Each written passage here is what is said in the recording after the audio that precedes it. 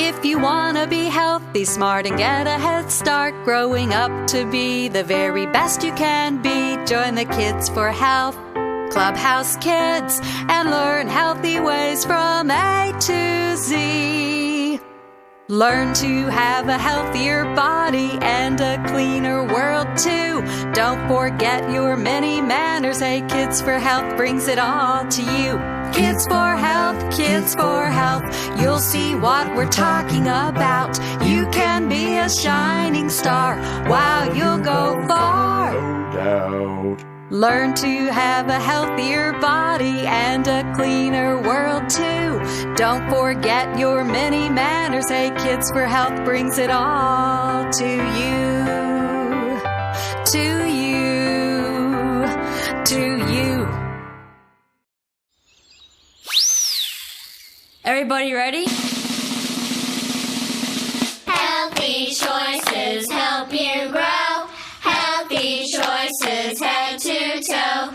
Healthy food and exercise help you become healthy wise. Kids for Health! Presenting today's lesson, the Lung Museum. This is Linda Lungs with Kids for Health News. We have the latest update available for you straight from our roving reporter, Mr. Respiratory. Let's go to our live link and see if Mr. Respiratory can tell us exactly where he is on location today. Thanks for joining me, boys and girls. I'm here outside Leo's Lung Museum. You're going to learn some interesting facts about the lungs. Come with me as we get ready to tour the different displays to learn about the lungs and the magnificent respiratory system. Let's go inside. Wow, what a wonderful museum. I see some interesting items at display number 1. Watch as I show you my respiratory system in action. I need the air in my lungs to make each of these items work.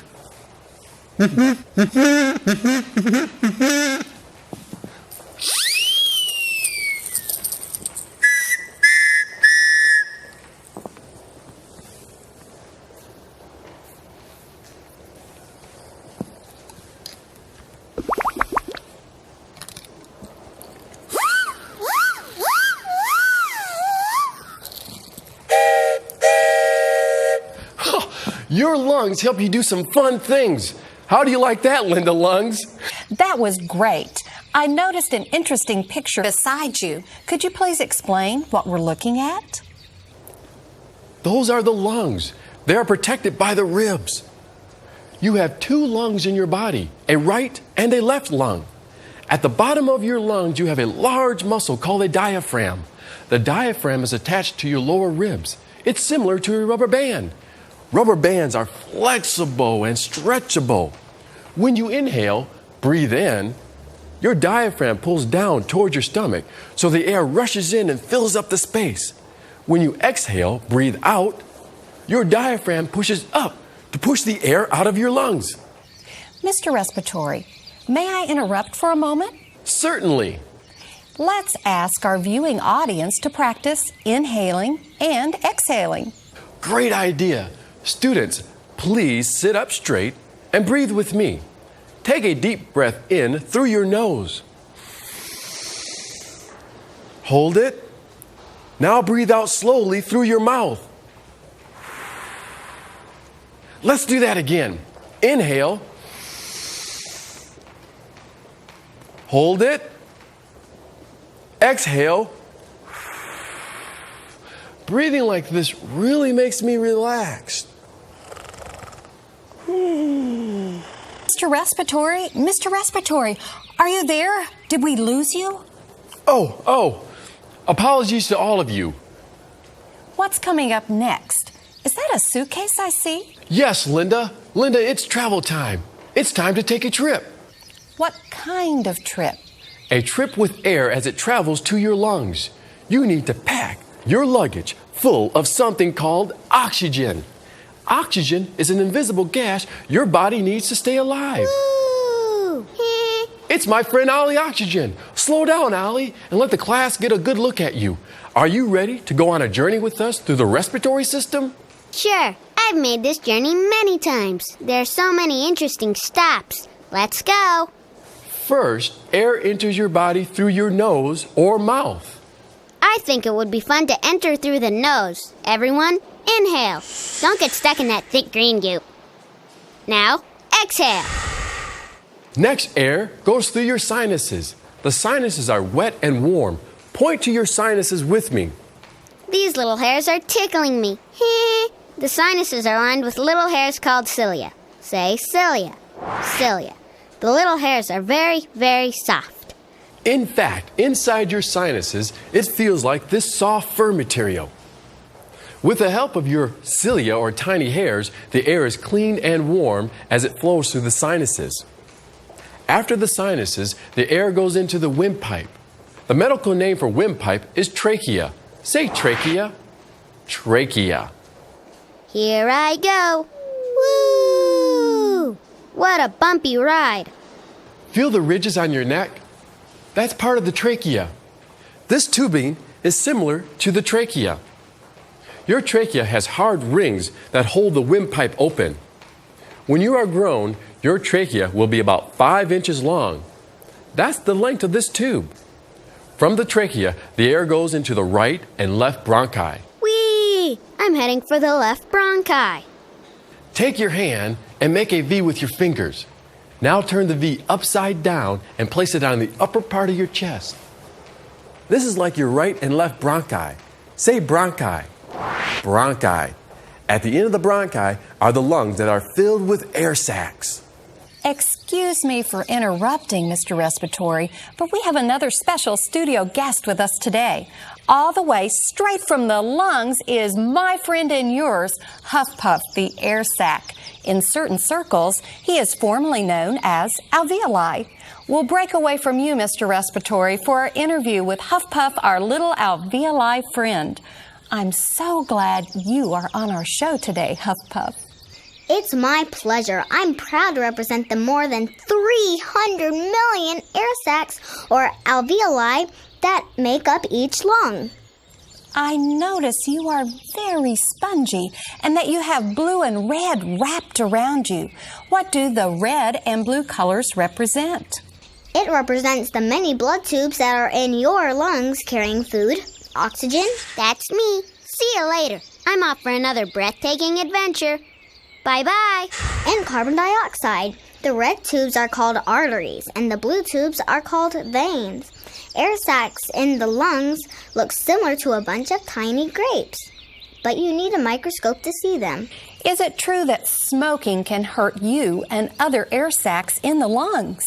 Without a doubt, smoking does hurt us. Cigarette smoke causes us to turn black, and we can even pop. If one of us is popped, we cannot come back. That's a sound I don't like to hear.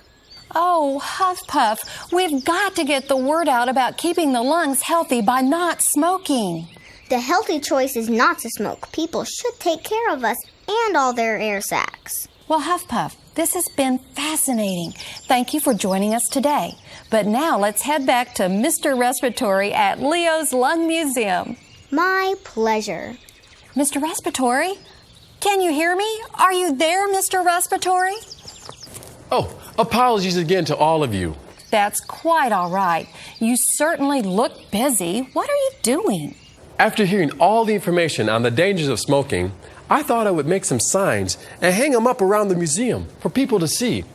I feel like I have the responsibility to let the people know how dangerous smoking is for their lungs. What a great idea, Mr. Respiratory. We are ready for our next display, which shows breathing equipment used for people who have trouble breathing. It gives them oxygen when they are short of breath. Oxygen and air enter the lungs through the nose and mouth. Let's look at two kinds of oxygen tubing. This is called nasal cannula. It has two little prongs as openings. These prongs fit inside the nose. The tube is connected to a tank full of oxygen. When the tank is turned on, you can feel the oxygen flow through the prongs. To wear the tubing, put it around your ears, slide the prongs into your nose, tighten it around your neck. Then just breathe like this, in and out. Sometimes a doctor may want you to use a mask instead of a nasal cannula. A mask looks like this. A mask will cover the mouth and nose. The tube is connected to an oxygen tape. You will feel the air blow on your mouth and nose when the oxygen is on. The mask has an elastic strap that goes around your head to hold it in place. Then you just breathe like this.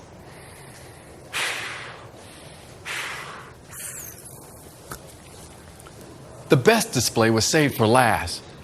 I have human lung tissue for you to see.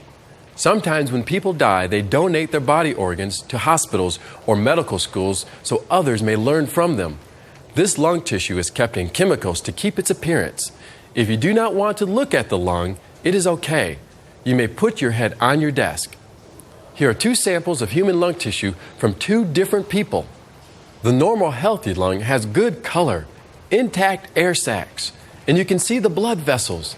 The unhealthy lung is from a person who smoked. The sticky tar from the cigarettes got on the air sacs and they appear black. Once an air sac has been popped, it can never come back. You may lift your head now. All right, Linda Lungs and class, thank you for joining me today. Remember, take care of your lungs. Great report from Leo's Lung Museum. Thanks, Mr. Respiratory. We at Kids for Health want you to make healthy choices in taking care of your lungs. You may have family members that smoke. That is their choice. Smoking tobacco can become habit-forming. A habit occurs when your body feels like it wants something over and over and over. The best way to keep smoking from becoming a habit is to never start. Many people want to quit, but smoking is a very difficult habit to break. Someday, you will have a choice to make about tobacco. Please remember this important smoke alert information. This is Linda Lungs signing off. Remember to keep your lungs healthy. Take care of your lungs by exercising at least 30 to 60 minutes every day. Let's inhale and exhale together. Take a deep breath in. Now blow it out. It's up to you to make wise choices on how you keep your lungs strong. Quack! Be smart. Do your part. Everybody ready? Healthy choices help you grow. Healthy choices head to toe. Healthy food and exercise help you become healthy wise. Kids for